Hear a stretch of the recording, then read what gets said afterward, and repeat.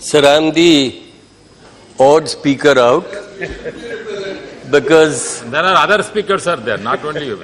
I do not know. Others will come on the list.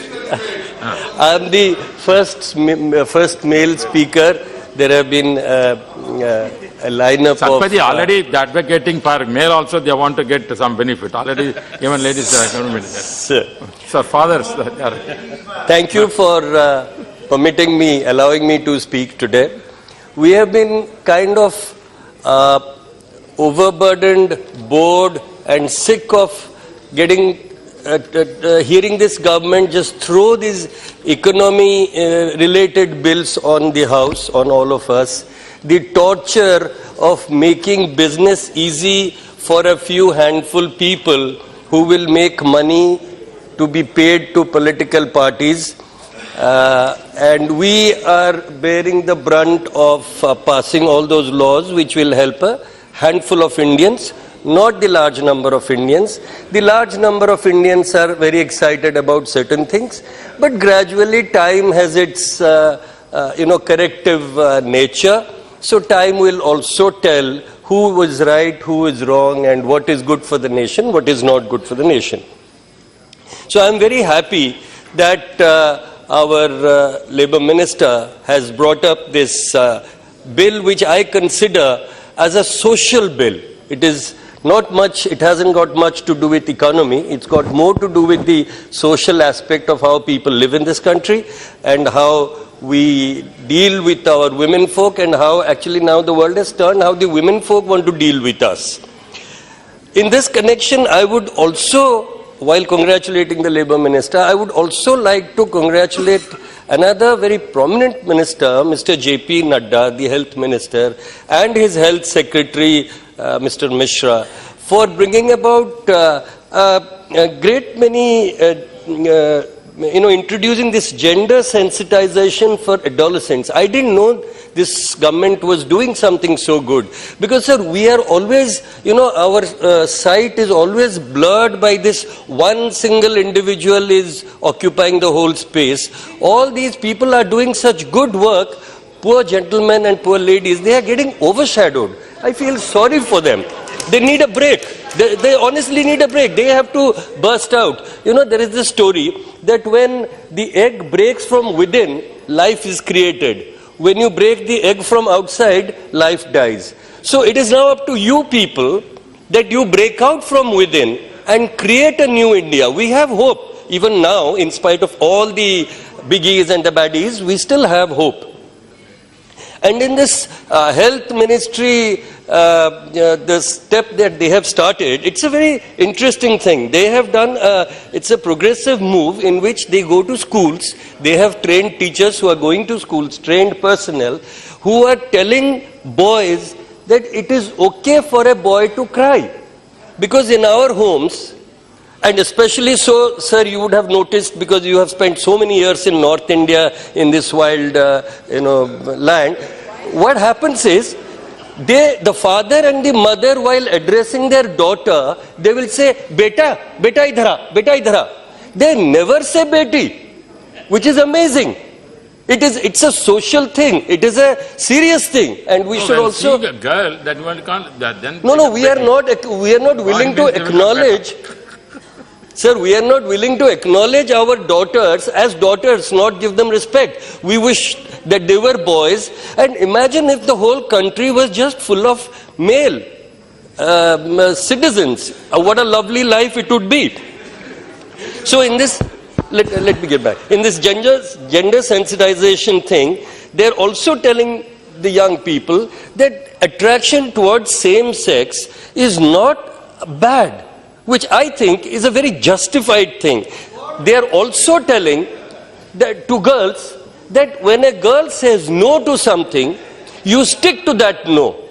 The Indian macho, dirty-minded male has to understand that when a woman or a girl says no, it means no. Keep away from her. We have to inculcate in our society to understand this. Anyway, so I congratulate both these ministers, the Labour Minister and the Health Minister and their secretaries, for some really good work they are doing. I am happy about it. Now returning to the bill, sir. This House needs to pay attention to the wage gap between men and women. Today also there is no parity in that. Women are half of our society, but we are unwilling to accept that fact. People, men and women, work primarily, what I see, for two reasons. One is they want to be independent, they want to be self-sufficient, self-dependent, they want to work. Secondly, they work because, especially women work, because they need to supplement the family's income.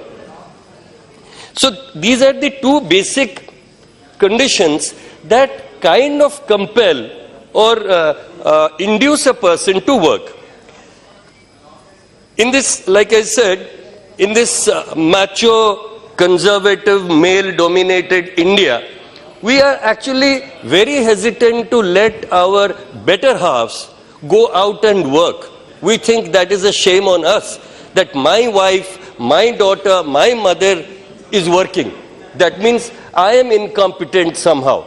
This is a wrong notion we have. I come from a family where my mother was a working woman, my cousins, my sisters, they are also all working. My wife is also working. So there is, I will say, to a certain extent, I have tried to be emancipated. I don't know how far I have succeeded. I might have friends who will not agree. Sir, childbearing is a very important factor for nation building.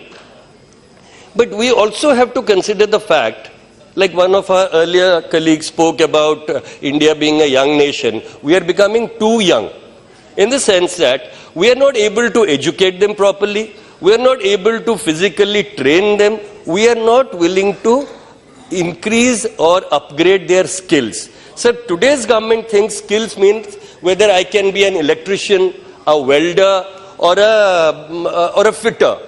But for me, skills means social skills. Can I behave well with my neighbor? Can I talk to a person, male or female, with respect and regard and expect that same thing for myself? These are basic skills that we Indians, and especially the younger generation, is losing out. Therefore, it is also necessary that we discourage growth.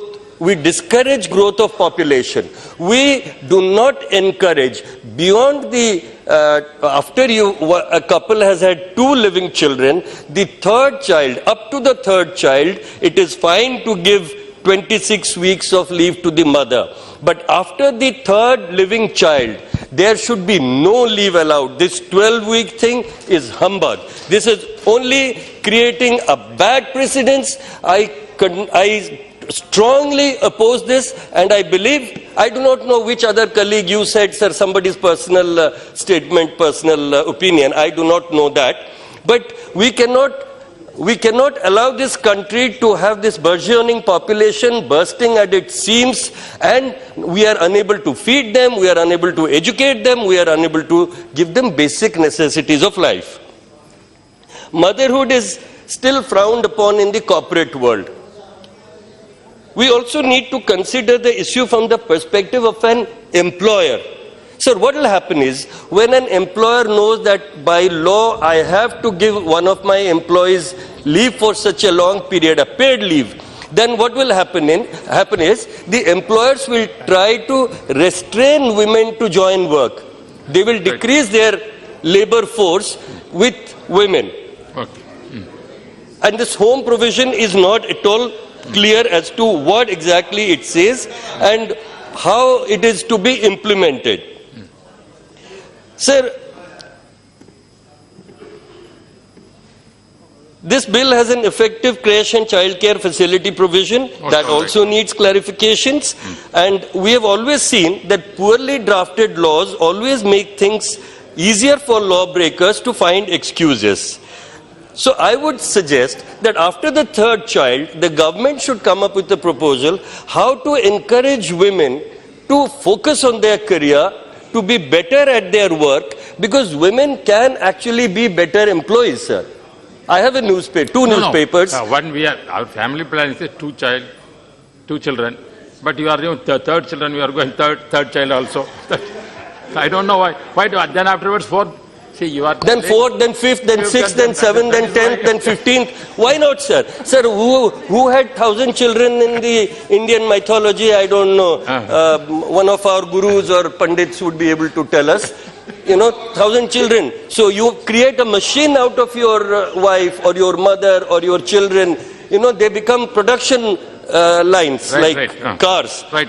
So finally, being a male and not being able to resist the temptation, how about considering paternity leave, like it was suggested by an earlier speaker, that men should also have some facility that if they adopt a child, if they actually honestly take up an orphan child, whether from within the family or from outside, are you willing to consider that also? Because there are instances where male members of families have taken up children from within their families where their parents have died due to accidents or to other reasons. Okay, So are you willing to consider that also? Right. So again, I would congratulate the government and the Labour Minister for his speech on this bill, and we are happy that the government is finally gearing towards addressing social problems. Let them keep doing this. We will support them, not in all their nefarious activities, but in all their good activities concerning social reforms. Thank you, sir.